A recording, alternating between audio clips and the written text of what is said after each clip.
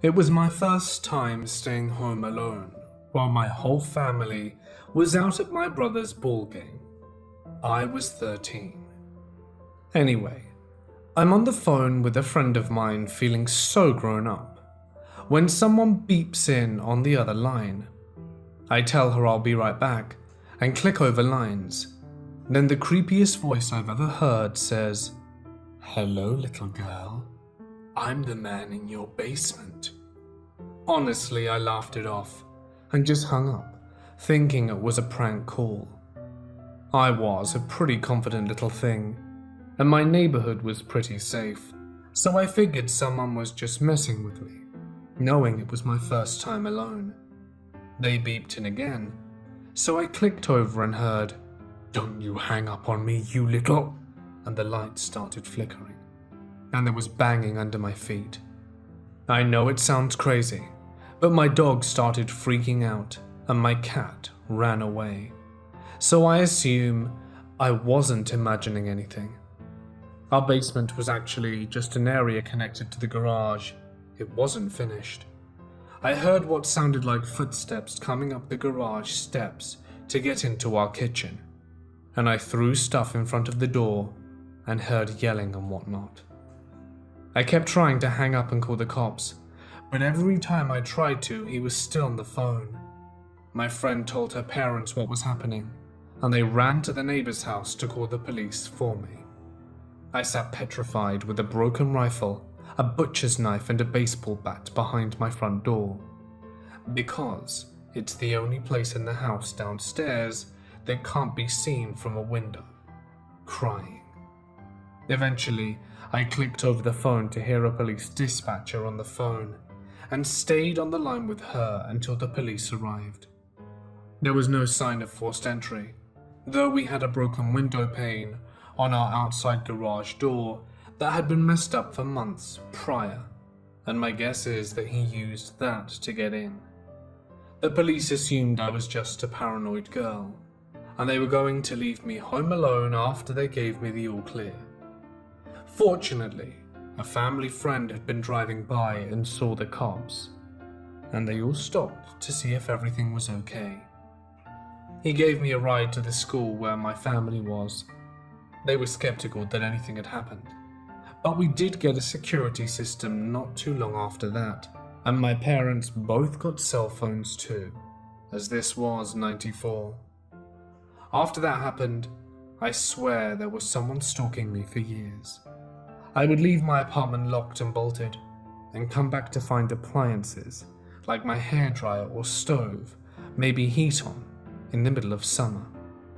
I lived in 4 different places, and would get strange phone calls at every one, despite being unlisted.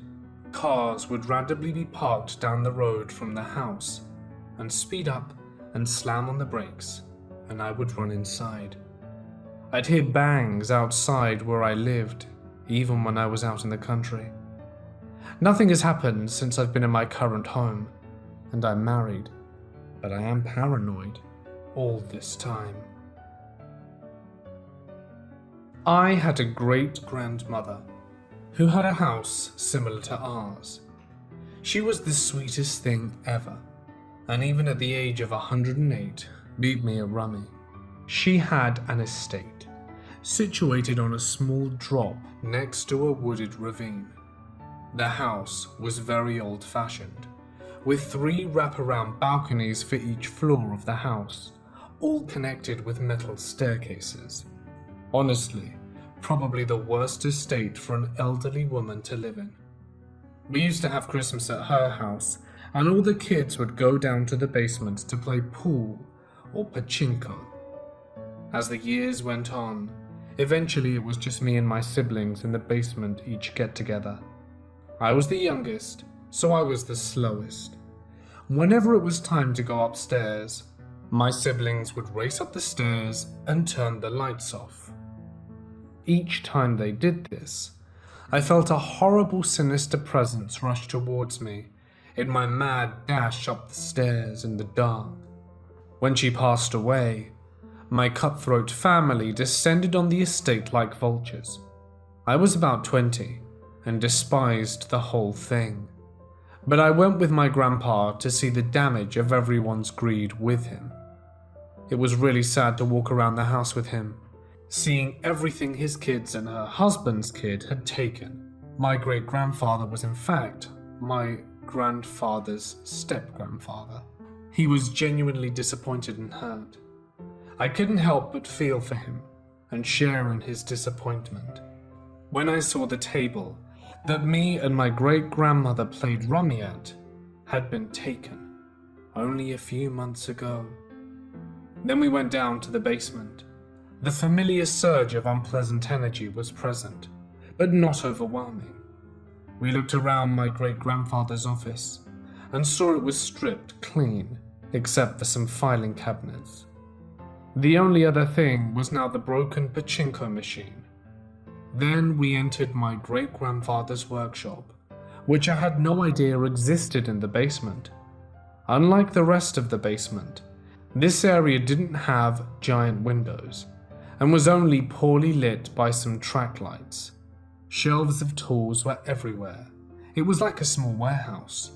The feeling of dread washed over me, and I fought the urge to get out of there. Rusty circular saw blades mounted on the walls. Generally a very poor place for kids to hang out right next to. I never spoke of the basement with anyone, but it just didn't feel right. It felt like something was down there, suppressed, but angry, and violated. Maybe that's the reason my great-grandma was always super religious. She was the one who sent us to a Christian summer camp after all. My family moved into a house about 2 years ago, and we found out one of the previous owners died in the dining room. No big deal. I sit at the table to eat. No one else in my family does. We know her name. L is what I'll use. Occasionally we'd make jokes, like L moved something. My mom watches paranormal things and believe Elle has attached herself to me because I'm the only one who sits in the dining room. One day over a year ago, I had burning on my stomach after eating there and lifted up my t-shirt to find 3 scratch marks. I wasn't concerned because I'm not afraid of Elle, but my mum was freaked out. Fast forward to last week. I was in the basement to do laundry and heard a guy whistle a tune for 30 seconds straight. I froze and felt like someone was behind me. I didn't look, did laundry, and ran upstairs. I waited for my brother to check the basement. There was nothing, and I told my mum. The very next day I went back down to the basement, and when I come up, my mum says it wasn't funny, as she thought I was whistling and that she had heard it through the vent. When she heard it, I wasn't in the basement, and it wasn't me. She said 10 seconds of a tune, and we checked the basement, but there was nothing. There's an owl statue down there that my dad got, but we don't know where from. It's very creepy, and was the only thing behind me that first night. My mum said we're getting rid of it. We carried it outside but accidentally dropped it, shattering it to pieces outside the house. She thinks she set the ghost free, and it went into her. Again, she watches a lot of paranormal shows. I said maybe she let it free. We haven't had any problems since, but we also haven't gone into the basement. She wants to burn sage, but I'm unsure. I also don't understand why this stuff happens out of the blue, and your thoughts would be appreciated. Back in high school, I went homeless for a time and had to crash on my friend Kate's couch in the basement. It wasn't the most comfortable situation, but it was better than sleeping in my car, or so I thought. I awoke in the dead of night, and I had to pee. So I flung myself up from the bed and saw a 10-foot-tall, skinny shadow just looming over me. Keep in mind it was pitch black in this room, yet this thing was so dark, I could still make its form out. I felt this intense rot and dread, and I felt like it was looking right at me. I blinked, and then it disappeared. I called my other friend Andrew and asked to go stay over there, and noped the hell out. A few months later, I was back to living with my parents, and Kate invites me over to go sleep over and chill out. And I ask if it's okay to bring another friend, Ethan. So Ethan drags his dog along, and we all go into the basement where I saw this thing. Immediately, the dog starts going apeshit the moment he gets down there. He just begins running around and barking. Ethan was really confused as why his dog was acting like this, and goes, "I'm sorry guys, I don't know what got into him." But me and Kate knew. We knew exactly what was going on. So we told Ethan what was up, and that what I saw wasn't some fluke. So Ethan gets the idea that we should look for an object or something down there that maybe this entity could be tied to. After about 2 hours, we come up with nothing. We start to think maybe it's the house.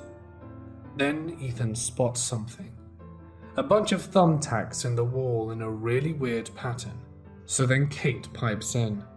"Hold up, maybe it's trying to tell us something." It's now 3 a.m. in the morning, and we're searching for dialects the thumbtacks could be. Eventually we find it was Morse code. So I ended up translating the Morse code, and it spat out coordinates. The location was only 40 minutes away. It was this volleyball field. After we found out what the thumbtacks were, his dog finally calmed down, and the dread that filled us lifted. We never found out what was there, but man, there was something seriously wrong in that basement, and we never went to check what was in the volleyball court.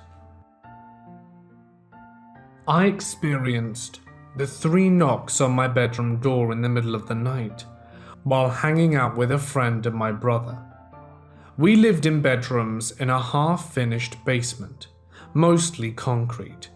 It was 2 a.m, and we were just hanging out staying up late when we heard a knock on the door. 1, 2, 3. I said come in, but nothing. So I forgot and continued to socialize. When the knocking happened again, 1, 2, 3. This time we were like, who the hell is it?